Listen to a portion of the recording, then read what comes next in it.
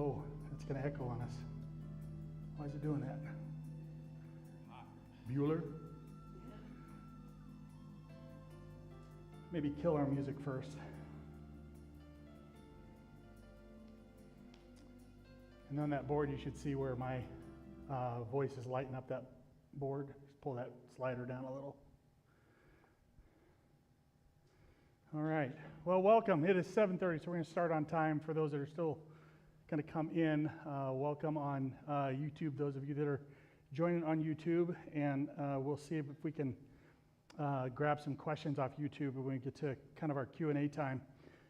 I think when I look at what's been going on in the news with the Middle East and this issue that's happened with Israel and Hamas, a lot of questions come up with this. Like, there's always skirmishes, there's always fights and wars that are happening in the Middle East in our lifetime and in the millennia prior. I mean, this is just a normal thing in the Middle East. This one is different, though, and especially I think how people are interacting with it or relating to it and trying to make some sense of it. And there is obviously a religious side to all of this, and then there's a humanitarian side to all of this. There's obviously a huge political side to all of this. And so tonight, what I want to do is I want to be able to answer a few questions from my expertise in theology. Not that I'm an expert theologian. I just mean like that's my wheelhouse. At the same point, I've been to Israel multiple times, and I have spent a lot of time with both Israelis and Palestinians. I've eaten in their homes. I have interacted with their children. I have been in their shops. I have continued communications with Israeli and Palestinians over the years that I have met and had relationships with. And so I love all of those people. And it's sad for me when they're fighting, and especially when it happens like what's happening right now, and then I turn on the news and there's so much ignorance and there's so much hatred and so many lies. And so what I hope to provide tonight is some honesty with this subject. And the things I'm going to present, I can't possibly present all of the information, and I can't back up everything that I'm saying. It would just take forever to do all of that. But the things that I'm talking about, you can certainly ask questions about, and you can Google these things as well. There are things that I have known already prior to this happening, and there's a lot of things that I have studied up on and shored up in my own understanding over this last week, especially, as it is something that has been pulling at my heart, and so I kind of reached out to Pastor Brian after I was putting together an outline for my own personal study and just to help me continue to learn and remember things that I had learned. And after I was putting it together, I thought this could be beneficial for someone else. And so I reached out to Brian, and he said, yeah, I think that's a good idea. I'd affirm that. And so decided, something we needed to do kind of quickly. So I just looked on the calendar, and this was the first available hole that we could stuff this thing in. So thanks for coming out tonight on a Tuesday in short notice. With what I'm going to share with you tonight, I'm coming at it from a biased position. I'm coming out from a biblical position and a belief in the scriptures. I'm also coming out from a biased position in how I see Israel as God's holy chosen people, that the Jews are that and still are that today. Yes, we are grafted into that as Christians, but there's something unique about being a Jew. And the Bible speaks about that. And so I do come with those biases, but I hope that those biases keep my eyes open to things like war crimes, right? And doing things right and doing things wrong. Just because like that Israel is Jewish people that are God's people, they still can make mistakes, or they can still sin, or they can still choose to do wrong. And same with Palestinians. and I want to talk a little bit about what Palestinians are and how this kind of came into all of this. So I want to leave plenty of time for questions, but maybe some of this groundwork will help frame some questions for you, or maybe answer a few along the way, or clear some things up that will maybe help you. Because I think as I talk to people about this, they don't even know what questions to ask. They're just like, it's so confusing what's going on over there, and obviously there's something greater happening right now, and I just don't know what it is, and I don't know how to know what it is or where to find my information. So this is just one other place to find it here tonight. I want to start with Genesis, and I'm not going to use a lot of scripture through this. This is the only piece of scripture I want to read in this, because for me this is the foundational part. When I think of Israel, I think of the Jews, I think of God's people. It goes all the way back to the beginning, which is going to be Abraham. And so Abraham is told by God to go, and he goes. And he ends up settling and living in this place that eventually becomes Israel. In fact, the place that he takes his son Isaac up on this mountain becomes the place that eventually the first Jewish temple is going to be built on. But right now, it's just the open land. It's just, he's out there living where God called him to go. He left his home, everything he knows, and God says this to him: "And I will give the entire land of Canaan, where you now live as a foreigner, to you and your descendants, and it will be their possession forever, and I will be their God." So this place, that's Genesis 17:8. That place God gave to him and his future descendants, and it would be their inheritance forever, for all time. So nothing changes that. You do not have to believe that to understand what's going on and kind of see where the right and wrong is today. But for me, that is a key piece. That's important for me in my understanding of who the Jewish people are. When we're done here tonight, I do have an outline that I'm looking at here that I created, and I have 40 copies of it up here. And I'm not giving it to you ahead of time because I want you to listen and not look and read and whatnot. So, but you'll have that later, so you don't feel like you have to cram any notes if you're trying to do that as well. But in 1300 BC, this is the time of Moses and Joshua. And so you remember that there's the exile out of Egypt, the crossing of the Red Sea, the 40 years in the desert, and then finally God says, "I'm bringing you to this promised land." Now this promised land, of course, is the place that he already gave them through Abraham, but he now wants to show it to them, and he's going to give it to them for them to go into. And so Moses at the top of the mountain, they can see it. Moses doesn't get to go in. Joshua goes in, and as they go in, Pastor Brian just read this last Sunday about how the spies went in first, to kind of check it out. And of course, they go to Jericho, and they do the whole wall thing, and the walls fall. Like, this is the first thing as they go in. So this is the promised land, the land that God had promised them. And finally, after 40 years wandering in the desert, they find themselves there. Boom, they're in it. Now, time goes by, and the people start to develop and grow, and David comes along and becomes king over Israel. And of course, there were Saul before that, but the biblical history, you have the dynasty, David's dynasty of his rulership, and then of course his son Solomon. And so this is in about the year 1000 BC.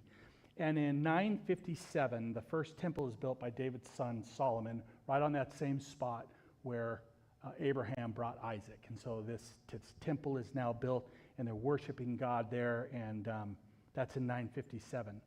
And then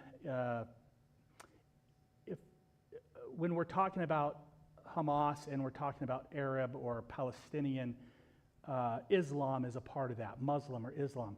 So at this point, when this first temple is built, this is 1,600 years before Islam even shows up on the face of the earth. So they're going to be there a long time before there's ever anything about that. You probably heard of how the kingdom split. Israel was in the north, Judah was in the south. Judah was the Davidic dynasty was a part of Judah, but that kingdom did split. There was disputes there. Then in 722 BC, the Assyrians attack from the north.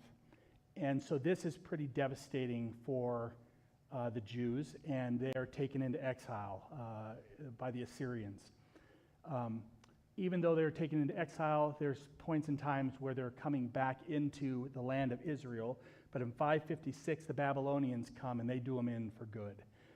They sack Jerusalem, they level it, and the Babylonians destroy that temple. They just tear it to the ground. And the Jews are all taken into Babylonian captivity. Over time, the Jews start to come back again, and in 515 BC, the Jews today still call it the Great Return. And they return back into Jerusalem, and of course you know those stories from the Bible as well, as they're rebuilding the walls and all that was happening with that. And as they rebuild the temple. So the second temple now gets built. And again, it's just the Jewish people at this time. Fast forward a long ways. Not a lot happens in the way of other people being there or getting removed from Israel or that specific plot of land. But in 63 BC, the Romans are there, and under Pompey, they take over Judea. And Judea, for the first time, Israel becomes what's called a vassal state. So they no longer have their own statehood. They now are, they now have to answer to Rome. So they still get to govern and rule as Jewish, but they have to answer to Rome. So, you know, in the time of Jesus, this is what's going on. How there's like all these different rulers within the Jews. You know, you have the Sanhedrins and you have like their court. And I think when Jesus was on trial, all the people he had to go in front of, and everyone was kicking him back and forth. And that's because you had this Jewish state, but they couldn't do anything without Rome saying yes, and Rome was the main, and so they were a vassal of Rome. And so Jesus is getting thrown all around in this thing, and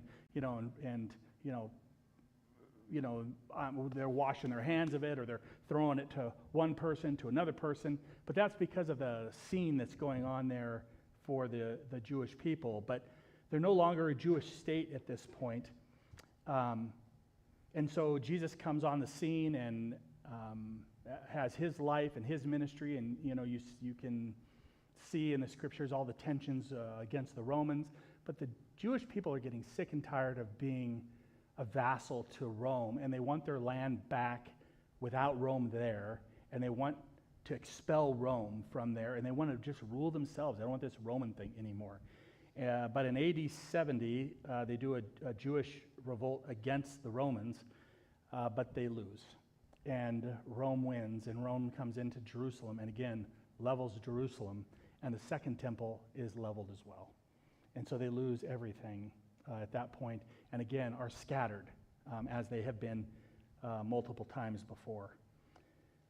Move forward a few more years, in the time of 130 to 136, there was another Jewish revolt. And as they fought against Rome, this one was better organized. And there's a reason why I'm telling you about this revolt. There were multiple revolts, but this one was almost successful. They almost beat Rome, but they didn't quite beat Rome. And Rome decided that since they still had control over the Israelites, they wanted to shame them in a way. And so this is the first time in recorded history that we see the word Palestine. And the Romans decided to call the area Palestine.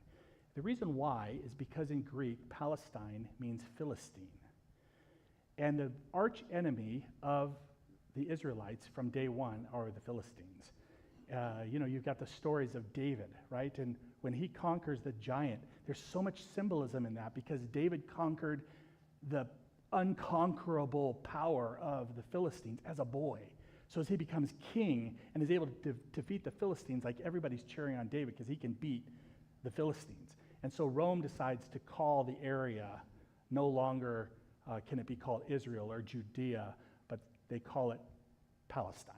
And so that's the first time you see Palestine, the name of Palestine come in. So it's an area of land, not a people. But ironically, from that point forward, in many writings, people call the Jewish people Palestinians, even though they're Jewish. So you'll see it kind of said both ways throughout a lot of historical writing from those times. Fast forward to 636 AD, and the Arabs show up on scene. This is the first time we see the Arabs show up on scene, and they take over the area of Palestine. So that, again, that's in 636 AD. In 1099, the Crusaders decide that they're going to come in and take the Holy Land, Palestine, away from the Arabs. And now the Crusaders are Christian, not Jewish. And so they battle with the Arabs, and of course, all the stories you know about that. And eventually they win, and they get Jerusalem, and they get the Holy Land, the whole kit and caboodle. But the wars continue against the Arabs, and eventually the Arabs are able to win out over the Crusaders and the Christians who are trying to hold on to this piece of land. They lose that in 1291.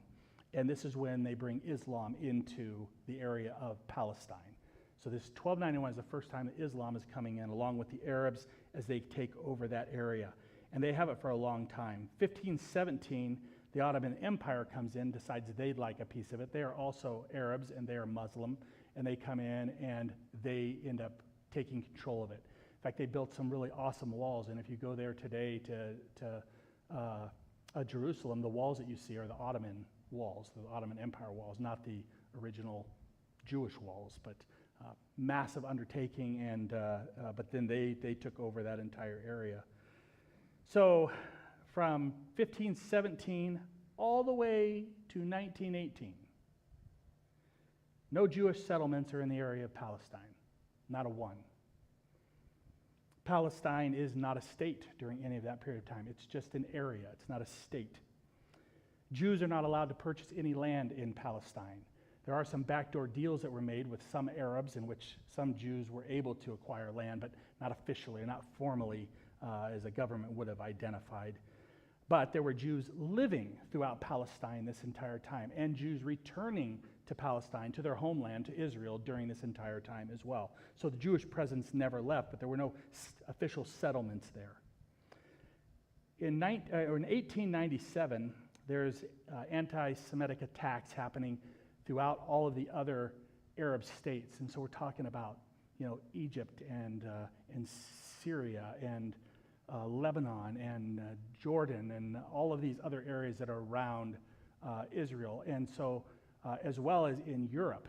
And there are Jews being attacked for the sake of being Jewish all during this period of time.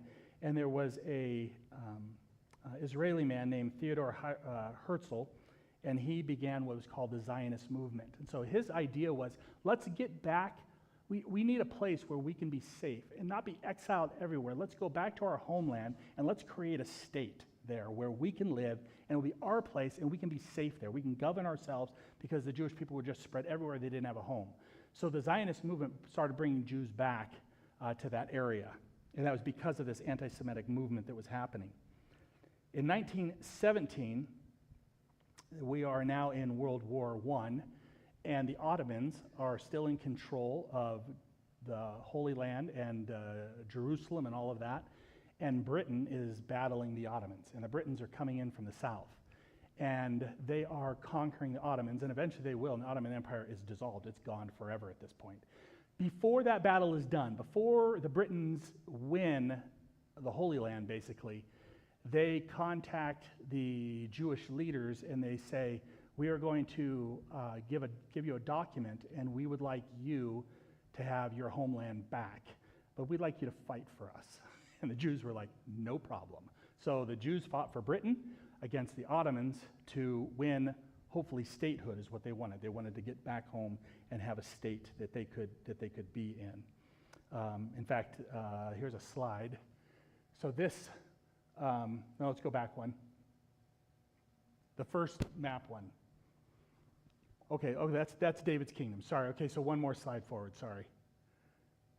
So this is the piece of land that Britain said that they would give. So not only is it all of Israel, which you can see the Dead Sea and the Sea of Galilee and the Jordan River, which usually is the cutoff all the way down into the canal down there. And this area to the right that has that big leg on it, that's modern-day Jordan. It was called Transjordan then, and Britain said, we're giving it all to you. So a huge piece of land that the Jews were going to get. This document that they had is called the Balfour Declaration, and to bring the Jews back to their homeland. So that's all of Israel, all of Transjordan was going to be given back to the Jews. That's 1917. 1920, a few years later, the Arabs are attacking the Jews in Jerusalem and killing the Jews. There's massacres happening monthly there in Jerusalem. And the reason why the Arabs were attacking them is because the Jews wanted to worship at the Western Wall. And the Arabs didn't like that, and so they were killing the Jews as a result of it. 1922, Britain is given a mandate over Palestine. So they've now won that from the Ottomans and the League of Nations. So it wasn't the United Nations, it was the League of Nations at that time. They did a mandate and gave it all to Britain, and officially the countries said, it's yours, you've got it. So now they can fulfill all of what their promises were to the Jews. But instead, they walked back the Balfour Declaration, and they, under pressure from the Arabs, who were also attacking and fighting with Britain, they gave it all to the Arabs. So the entire Transjordan now belonged to the Arabs. But the Jews were still told they're going to get their original land there, that was originally their holy land, or the promised land that God had given them. Fast forward a little bit further, 1929, the Hebron riots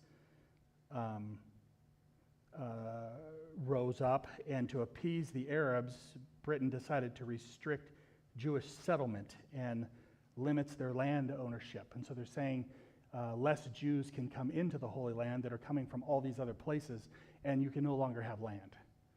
So now they're restricting yet again what the Jews were able to do and accomplish. 1937, because the conflict was still rising and people were still dying and there were still fights between the Israelis and these Arabs, there was the Peel Commission, and it suggested a partition of the land where the Jews would get a tiny fragmented piece of land up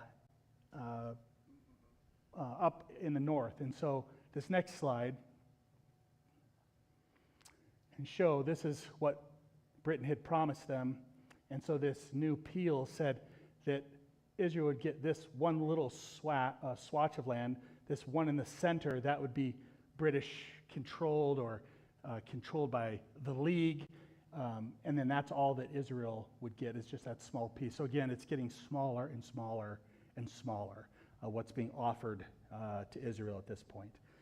They also, at this time, officially limited the number of immigrants, Jewish immigrants, coming into 75,000 per year. And there were millions that were wanting to come, but all they were allowed was 75,000. The Jewish people spoke up against this and said, we have millions of people. They are being murdered all around the world, in Arab countries as well as in Europe. They need a place to be able to come to be safe. We need more than 75,000. It then went under review. Britain came back and said, it's not going to be changed. It's going to stay the way that it is.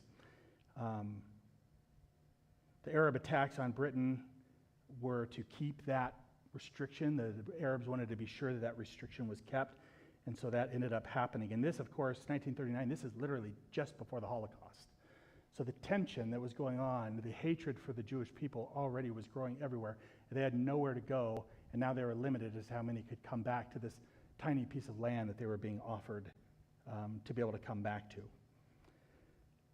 1939, also World War II breaks out, and the Jewish, Britain said again to the Jewish people, if you will fight for us, if you'll fight with us and help us in the war, then you can become a Jewish state and you can have land and your people can be safe. And so you'll see again that the Jewish people fought with Britain again, and they said that they fought with Britain as if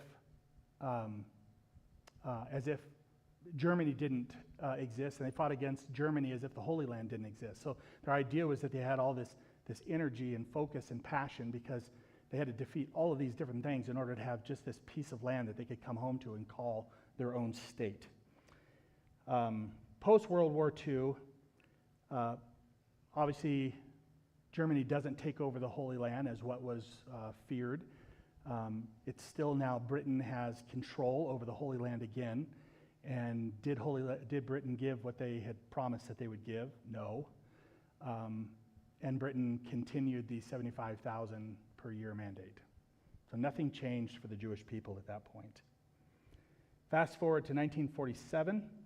Believe it or not, Britain was sick and tired of ruling over the Holy Land in the area of Palestine. And they went to the now United Nations and said, we would like to no longer have control of this. We'd like to relinquish control. So the brand new, newly formed United Nations, on their first big effort, now gets to tackle the Arab and Israeli tensions and conflict. And they decide, they come together, and they vote, and they create what was called the UN Partition Plan. So they now had a plan to partition this land. So this next slide shows you what that partition is. So they said the Arabs get this central section. Jerusalem was going to be an international zone, and then the other blue areas, that would be the Jewish state. So everybody's on top of everybody. It's very fragmented, but this is how it was supposed to be. Now, when you look at this, I want you to realize a couple of things. The big piece of land at the bottom, that's the Negev. If you know anything about the Negev, that is dead desert. This is the Badlands of South Dakota in Israel. So nothing grows there, nothing survives there, there's no water there, it's a waste of space. And the part up north, that is the swampland that nothing grows in because it's swampy and you can't function well there. So that's what Israel got. And Israel said, we'll take it, whatever you've got. They brought incredible ingenuity with crops and different kinds of crops, and stuff grew everywhere they planted it. And their settlements grew, and they figured out irrigation systems. They were masters at this. So much so that economically they were growing, and Arabs started moving into the areas that they didn't want, that were these terrible places to live, because Jerusalem, or the Jews, were making it so profitable. And so Arabs and Jews were in these areas that were supposed to just originally be just Jewish people. And so this is what they were fighting for. But the Arabs continued to attack every Jewish settlement that was created. And the areas that the Jews were allowed to be in, they were still attacked by the Arabs. It was a constant battle. And then the big date was May 14th, 1948. The thing that was significant about that date is that's the date that Britain said officially, we are done, and washed their hands of it. And so when they did that in the United Nations, of course, Israel stood up and said, we now declare our independence. And so they did their Declaration of Independence, just like the American Declaration of Independence. Like, they were now independent from any other rule, and they are now their own state. And in their declaration, they said, we will allow all the Arabs to stay, and you can be full citizens along with us as we grow this new nation. So the Arabs, surprisingly, were welcomed in by the Jews to remain in that area and join them in the work of growing their small nation into what they hoped would be a great nation. What was the response of the Arabs to that? That very next day, all of the surrounding Arab states declared war on Israel. Every single one of them. And the Arabs tell all of the Arabs that were living in Israel to leave Israel because they were going to flatten it and Israel would never exist again. The Jews would be gone forever. So they told all Arabs to get out of any Jerusalem area because they were going to get flattened and destroyed by all of the Arab states. I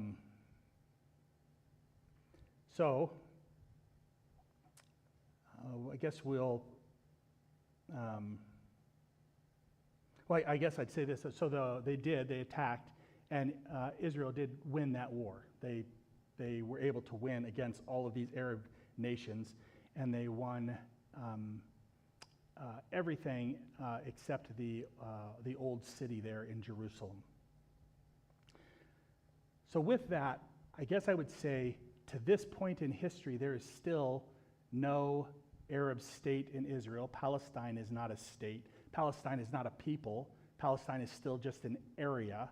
So Arabs lived in it, Jews lived in it, and the Jews created a state. But there isn't a Palestinian state or a Palestinian people. That's the name of an area. And so this is, again, 1948. So if we fast forward a little bit to 1964, the Arabs created the PLO, the Palestine Liberation Organization.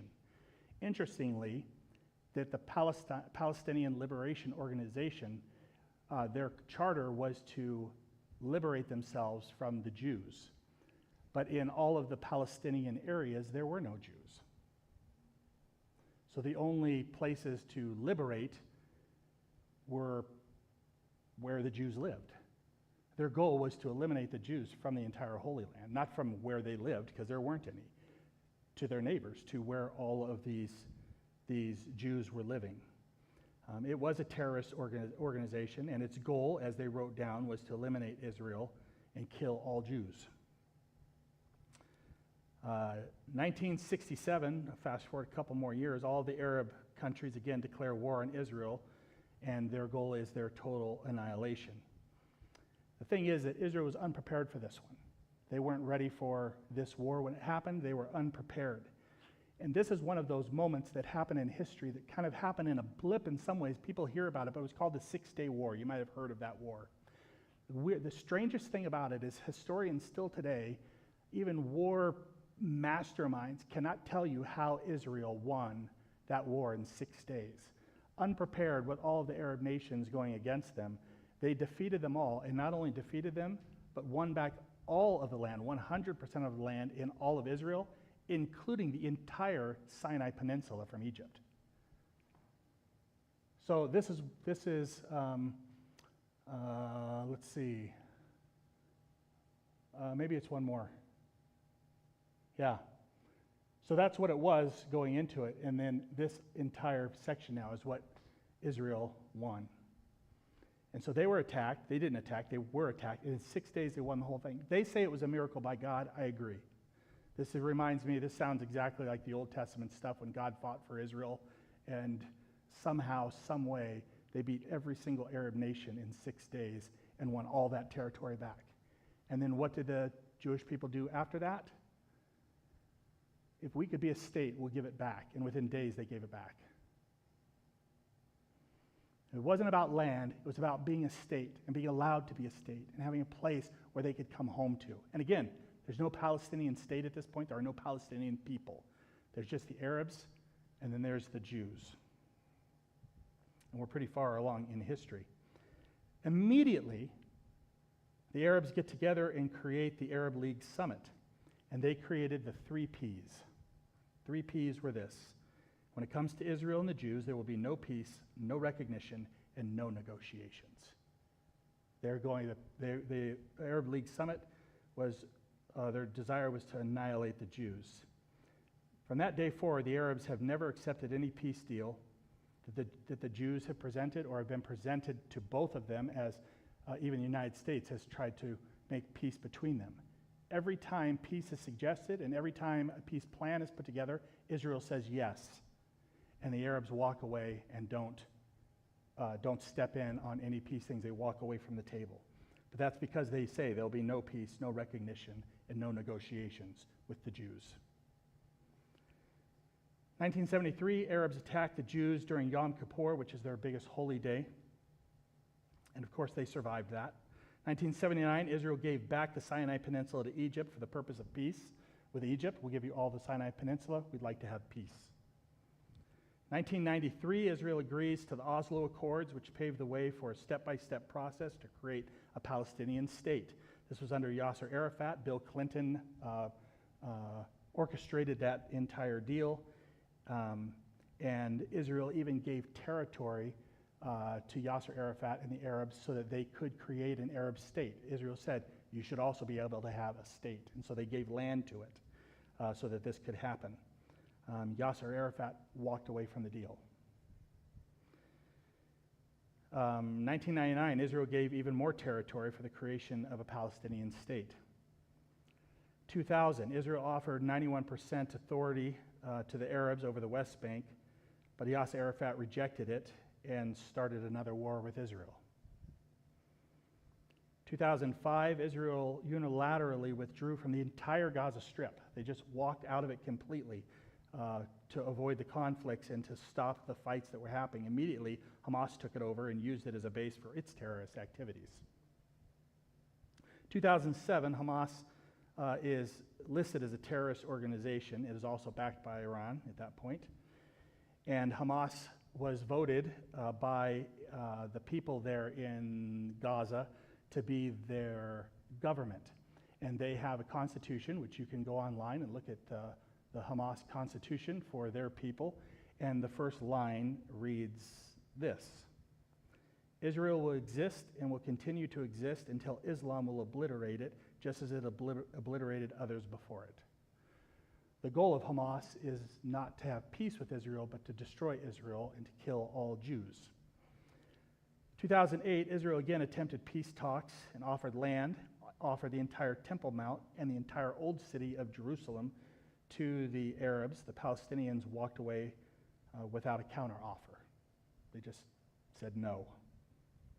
Again, the 3 Ps. No peace, no recognition, and no negotiations. Today in Israel and in this land, Arabs and Jews live together. They live together in Israel.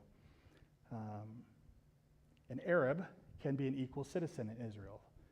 They can have full citizenship. Today, there are Arabs inside the Israeli government, and there are Arabs that sit on the Supreme Court in Israel. But no Israeli, no Jew is allowed in any of the Arab or Palestine areas. So there are 0% there, but in Israel, there's 20% of their population is Arab. And so when you hear what you hear in the news about Hamas, the one thing you always have to remember about Hamas is that Hamas's goal is not to take back land or territory. It has nothing to do with land. Their goal is to destroy the Jews and murder them, which then makes sense why Hamas would kill children and babies and everything else, because they're Jews. They all have to die. So wherever they come across them, they can be killed and should be killed. This isn't an army against an army. This isn't like how it is when 2 countries go to war and one gets beaten because they get diminished and can no longer defend themselves, and then the war is over. There's no ceasefire. There's no surrender.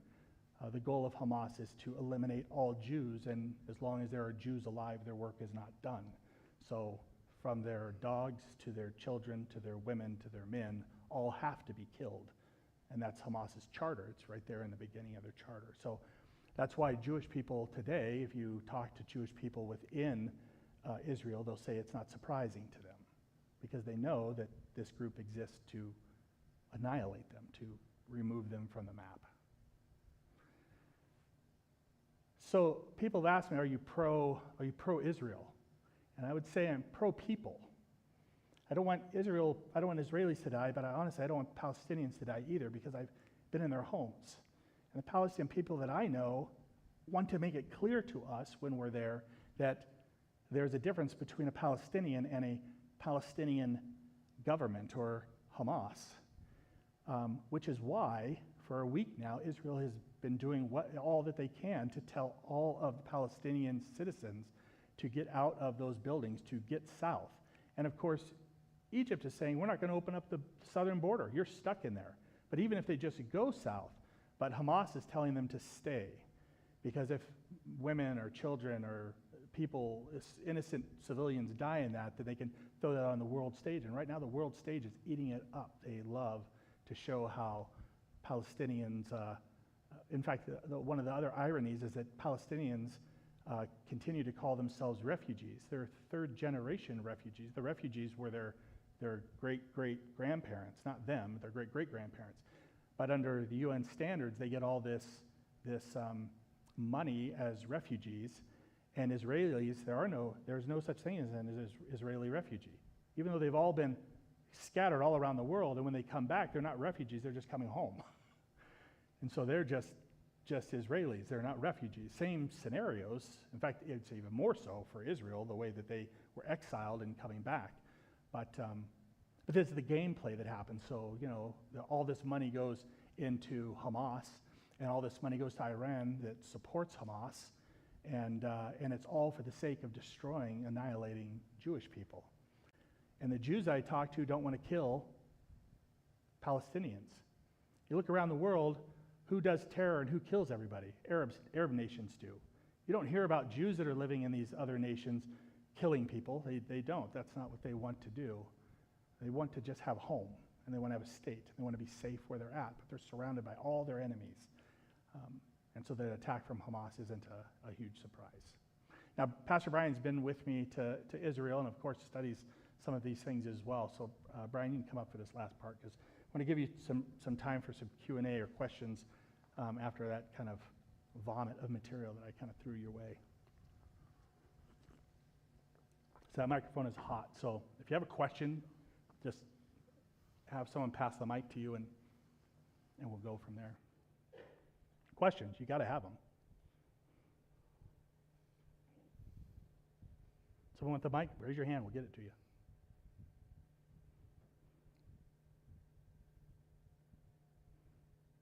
Tam, someone throw that back to Tam.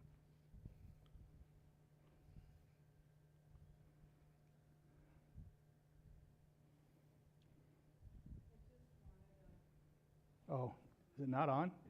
Toby, can you check that? Is that? It should have been on.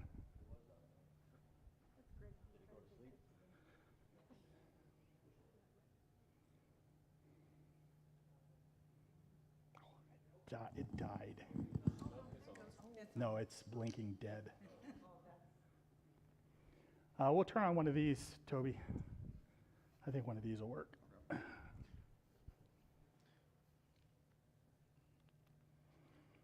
So turn on the white one. There we go, we'll use that one.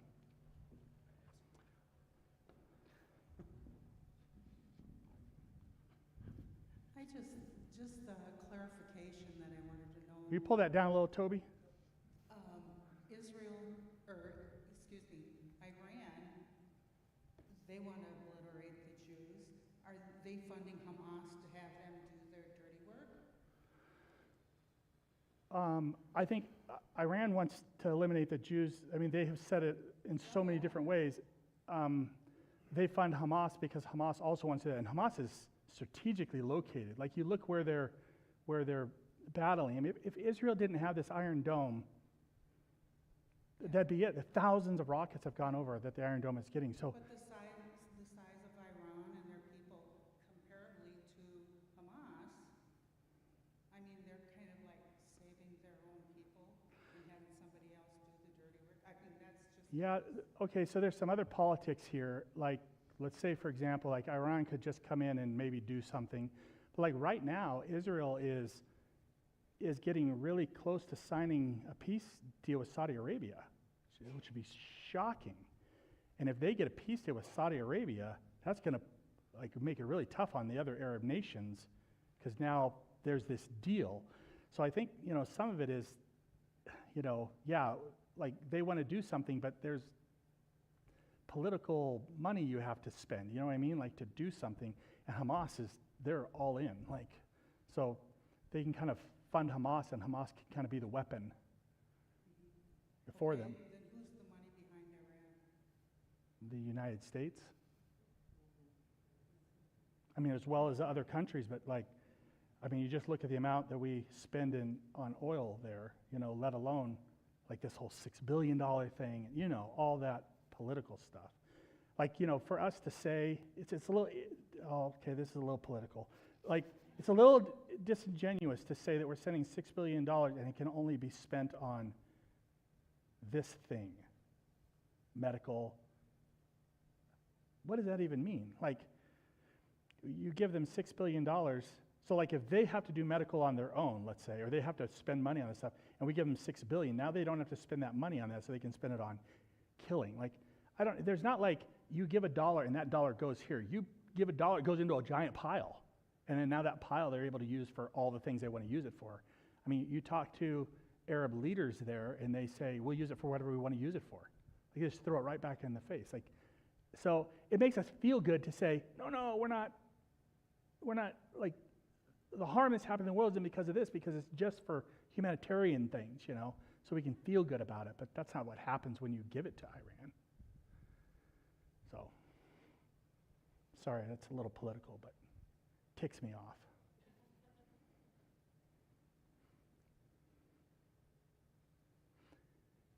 Okay, I have two questions, and they're probably both stupid, but I'm going to ask them anyway. No stupid. So why such the hate? Is it just that they're God's chosen people? But why is there such the hatred for the Jews? I mean, obviously it's from, stems way back in the Bible, but like, to me, when you're talking and you're saying how they continuously were trying to like make these peace offerings and give back this land, and like they have, to me, they seem like they're obviously a peaceful group. Why is there such hate? I mean, I know the other, like the Hamas is pure evil, but I don't. It's religion. It's religion. Hey, Toby, there's a slider on it that says reverb. Do you see that one? A slider? It's labeled reverb on the tape. Pull it all the way down. That should fix our echo. So, I mean, I think Brian would probably agree as well. I mean, the fighting from the beginning is about religion. It's about, as much as people want to say Islam is peaceful, or, the Quran doesn't say this, well, let's say this, the word Palestine isn't even in the Quran anywhere. And Jerusalem, is second, third picked as a holy site only to irritate the Jews. I mean, their holy site is Mecca. So they make Muhammad like he launched off the planet there. So that's a big deal on the Temple Mount, whatever. They just want to be sure that the Jews don't get the Temple Mount, People fight over religion. That's what in the Middle East, every single skirmish in the Middle East, these people that hate each other, it's all about religion. So they just hate the Jews. So then why would the Israelites,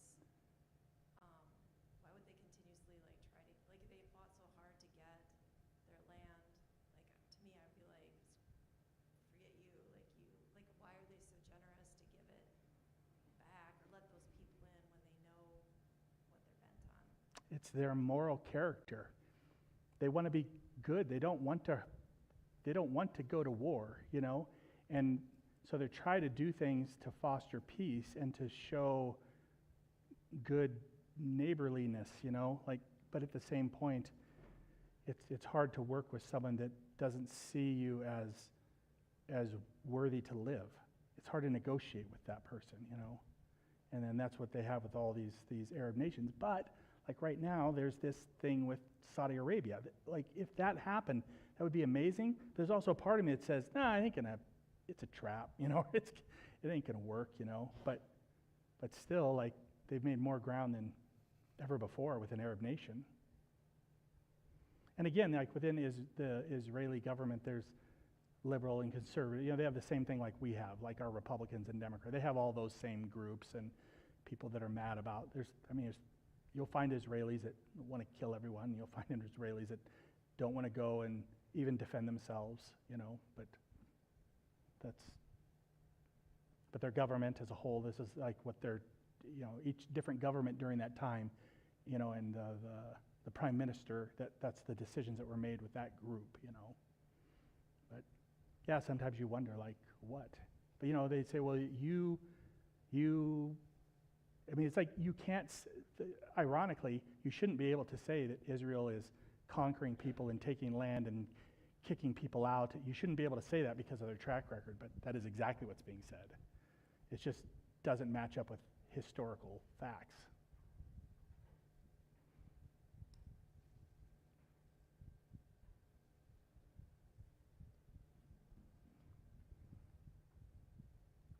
This may be a bit political too, but we've been hearing a lot about the Abraham Accords in the last, 6-7 years, and I just wondered if you'd studied up on that a little bit, so you could kind of walk me through a bit of that.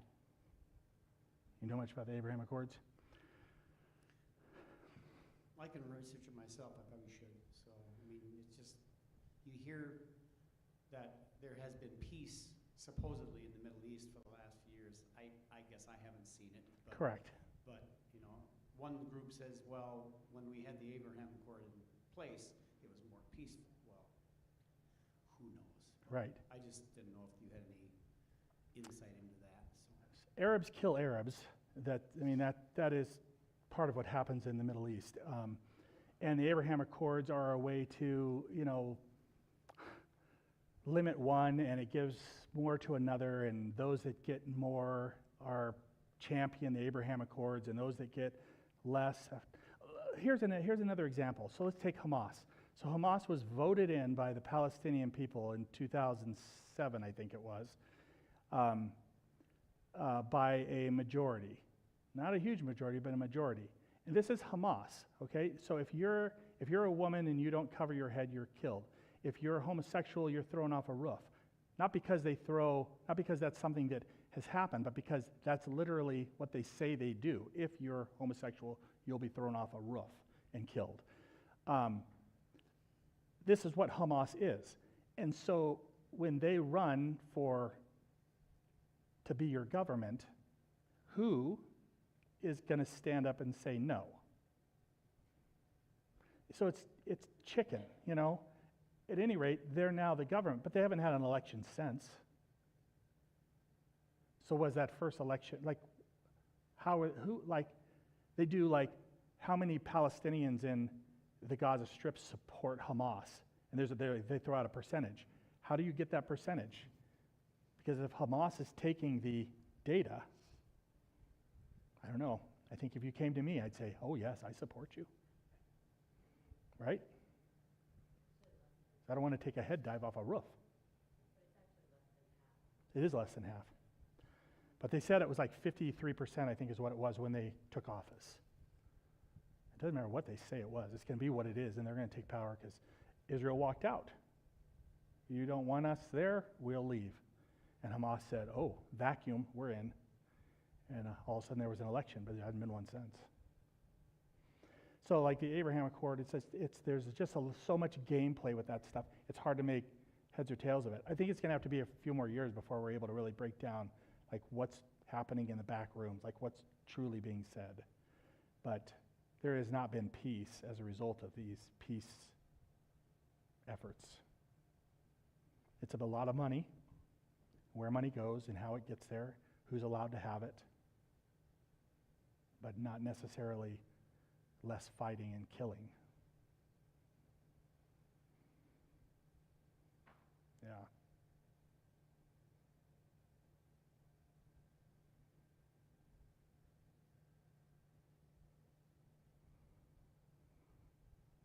Other thoughts?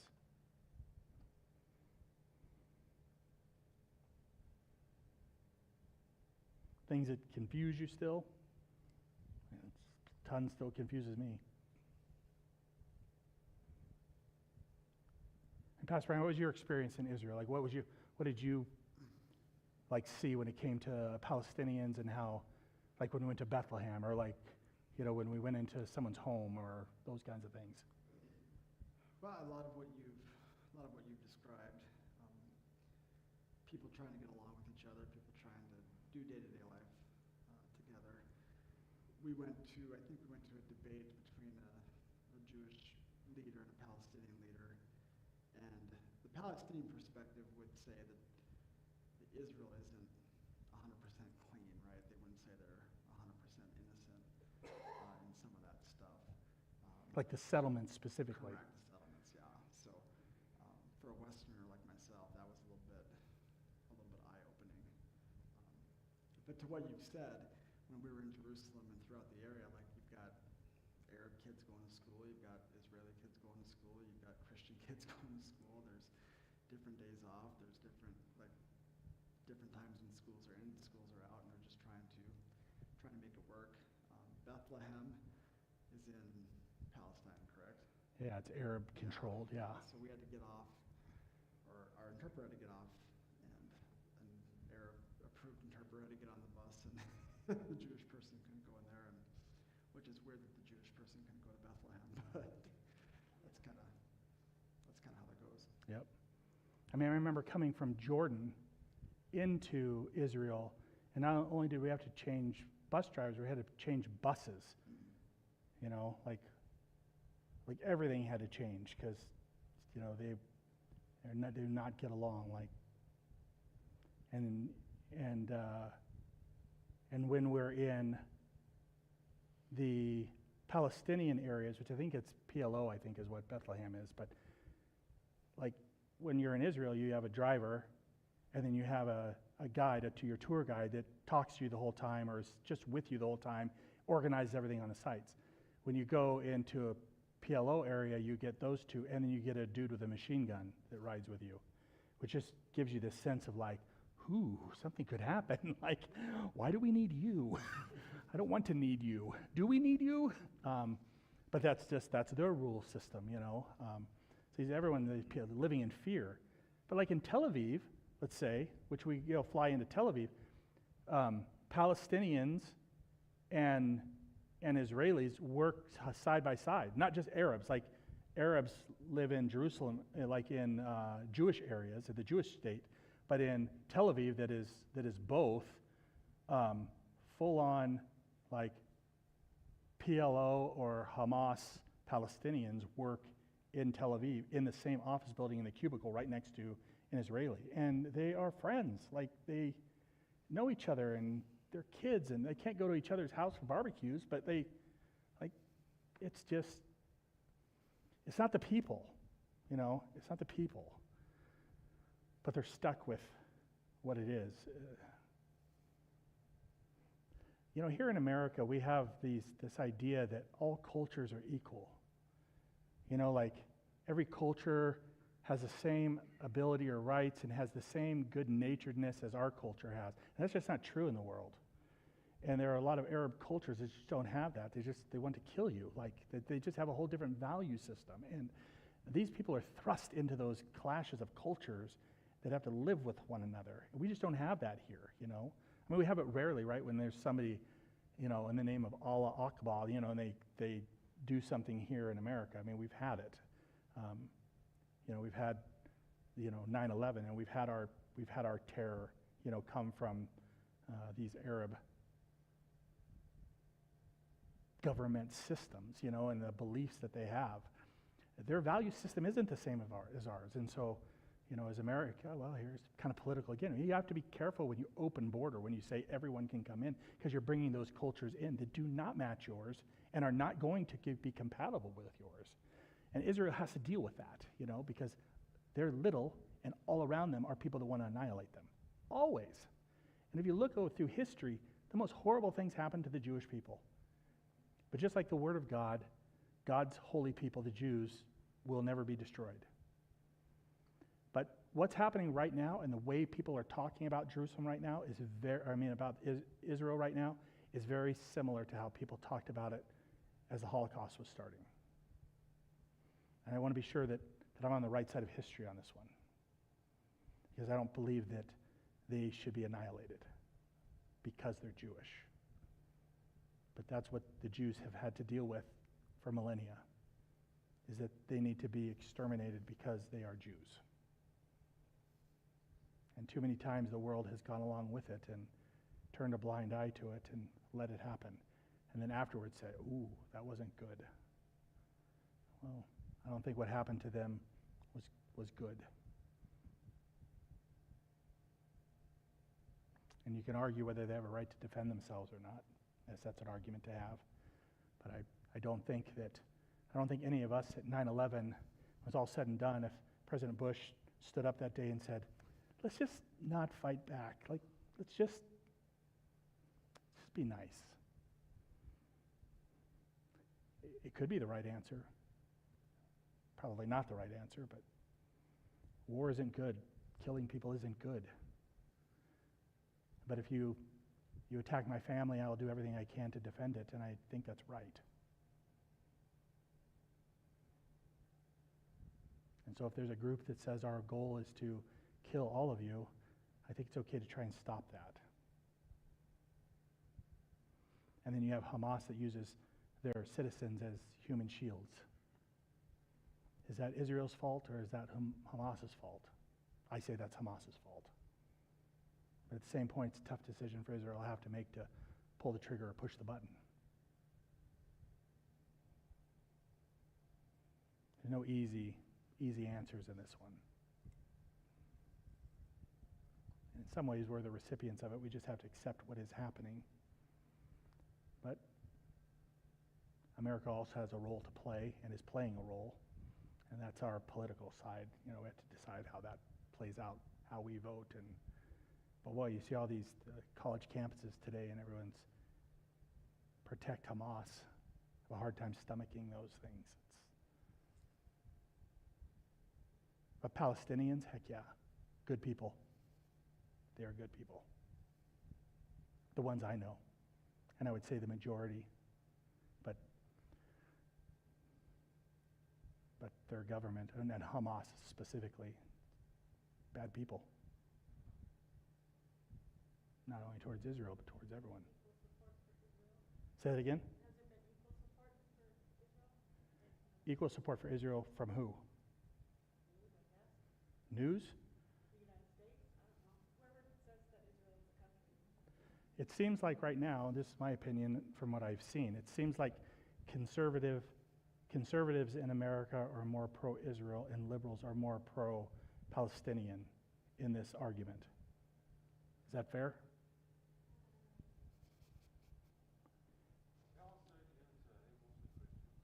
What's that? Well, no, there are Palestinian Christians, but no, by the vast majority, they would be Muslim, but Islamic.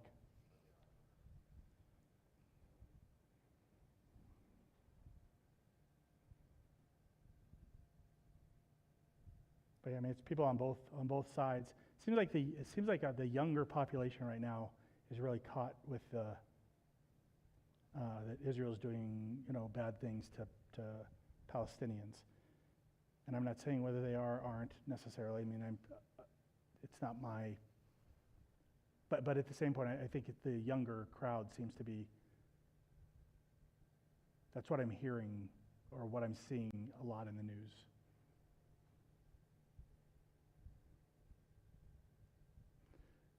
No matter what war it is, it seems like whoever strikes first, that's the bad guy. And then each country reports their news in a way to make sure the other one was the first one to punch, Sometimes it seems like it's a football game where it's who the refs saw punch first, Usually the ref sees the retaliation and calls a flag on that one, But nonetheless, people have their opinions on who's right and who's wrong. But when you start to have a conversation with people about this, even people on both sides of it, they just don't have a lot of knowledge about it.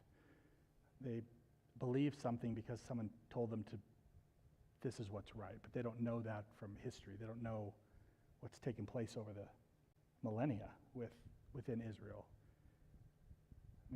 If someone tells you, though, like the Palestinians have been there for centuries, and it's just not true. They haven't been. There's no Palestinian state or Palestinian people. Palestine was an area. So it's not until our recent history that Palestinians became a state, and that's through the UN when they divided it up. And they got their statehood, and Israel got their statehood.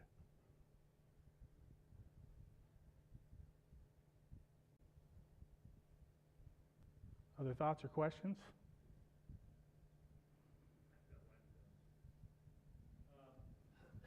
Use the mic there, Ken. I actually have two questions. One of them is, how does what's going on today equate to what is said in the book of Revelation? Ooh. Is this the end times? Is that what you're talking about? Excuse me? Is this like the end times? Like this is like the ushering in of the end times? I think, sure, and no. I think the Holocaust seems to have been worse. Should have been then. But is it?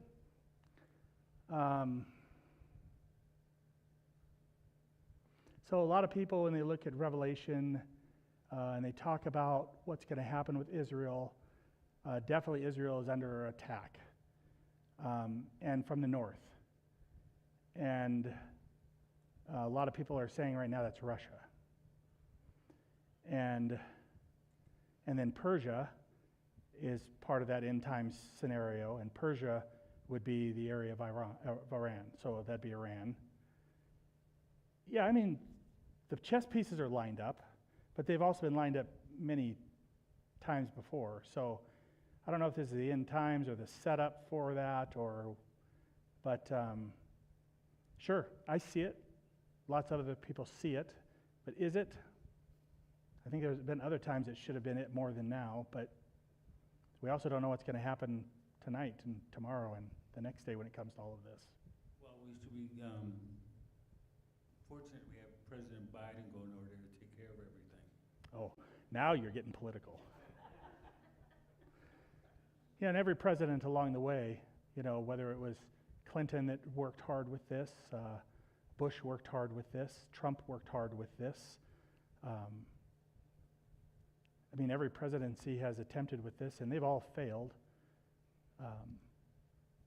But that's also because we're also working with groups of people that don't want Israel to succeed. So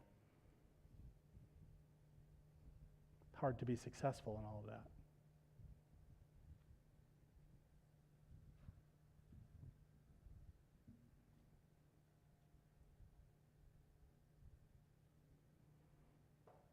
All right. Well, if you have questions after, if you don't want to ask in front of everyone, you can ask me. But we'll kind of conclude it. And then again, like I said, I've got these sheets up here that kind of break down that whole timeline if you're interested in having that. And if you want a digital copy of it, email me and I'll send you a digital copy. So if you want it in your computer in an editable form versus a scan or something, do that for you as well. So those of you that made it through on YouTube, good job. Do you want to close in prayer? Yeah, we'll close in prayer. Father God, we thank you for your love for us and your people.